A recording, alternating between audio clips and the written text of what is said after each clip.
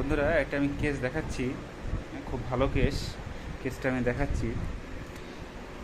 ওর অনেক সমস্যা তৈরি হয়েছে অনেক দিন ধরে, কোমরে ব্যথা, ঘাড়ে ব্যথা, হাতে ব্যথা, পায়ে ব্যথা।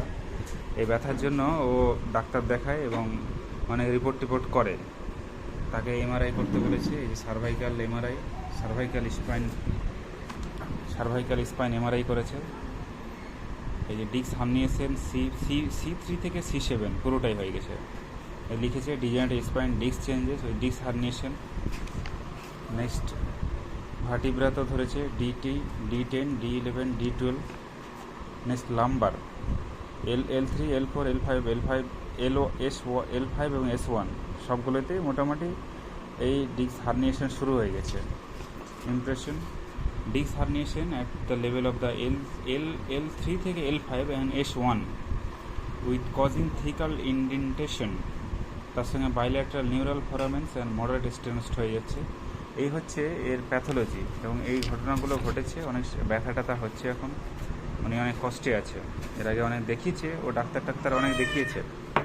এই কেসটার করা মানে হচ্ছে এখান থেকে আমি একটা সিমটম বার করেছি এবং যে ওষুধ দিতে চেয়েছি সেই ওষুধের সেটা সিমটম। এটা ওই যে ফাইলগুলো করেছে, এই ফাইলটা কি তোমাকে নিজে করেছো নাকি ওরা দিয়েছে? আমি নিজে করেছে। So patient is most sincere patient এবং খুব যত্ন সহকারে নিজে কিনে ও ভেবেছে কখন কি কাজে লাগে। প্রত্যেকটা রিপোর্টকে খুব সুন্দর করে রেখেছে। আমরাও এত ডকুমেন্টস হয়তো সুন্দর করে রাখি না, কিন্তু উনি খুব সুন্দর করে রেখেছেন। এই প্রত্যেকটা যা করেছে প্রত্যেকটা জিনিস সুন্দর করে রেখেছে। আমাকে দেখালো, আমি দেখলাম, সব কিন্তু সুন্দর করে করেছে। এবং আরেকটা জিনিস রিপোর্ট দিক থেকে দেখলাম যে আমরা পার্সোনাল হিস্ট্রিতে যেরকম পাই যে লেফট রেনাল গ্র্যাভেলস অর্থাৎ রাইট এবং লেফট দুটোতেই কিডনি পাথর ছিল। So patient is sycosis is the background. তো এটা দেখালাম।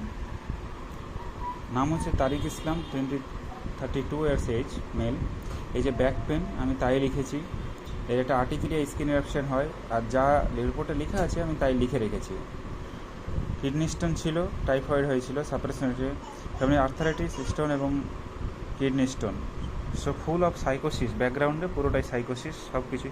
সো একটা অ্যামং দিস অ্যান্টিসাইকোটিক মেডিসিন, তার মধ্যে আমার একটা অ্যান্টিসাইকোটিক মেডিসিন সিলেকশন করতে হবে।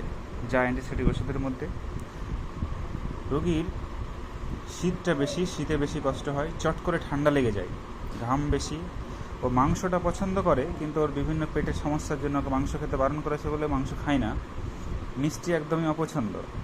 পায়খানাটা ঠিক হয় না, কনস্টিপেটেড, প্রস্রাবে একটু সমস্যা আছে, ধরে রাখতে পারে না একটু জোরে ঠান্ডার সময়, বিশেষ করে শীতকালে। বলল রাগ বেশি। ও সব কিছু বিষয়ে টেনশন খুব বেশি করে।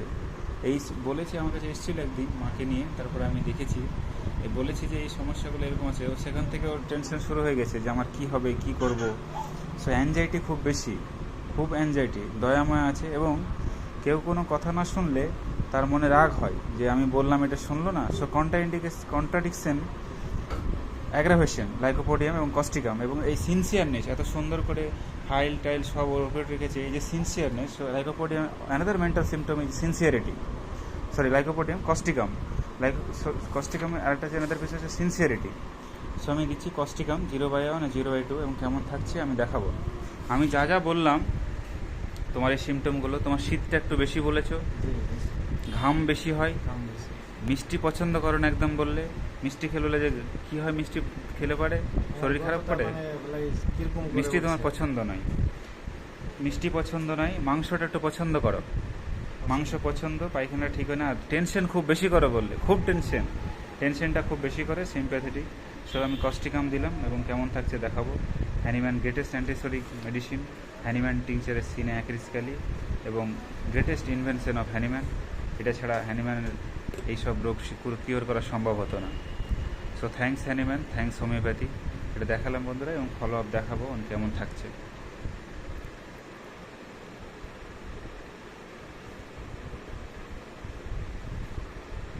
কি ঠিক বললাম তো? সব ঠিক বলেছি?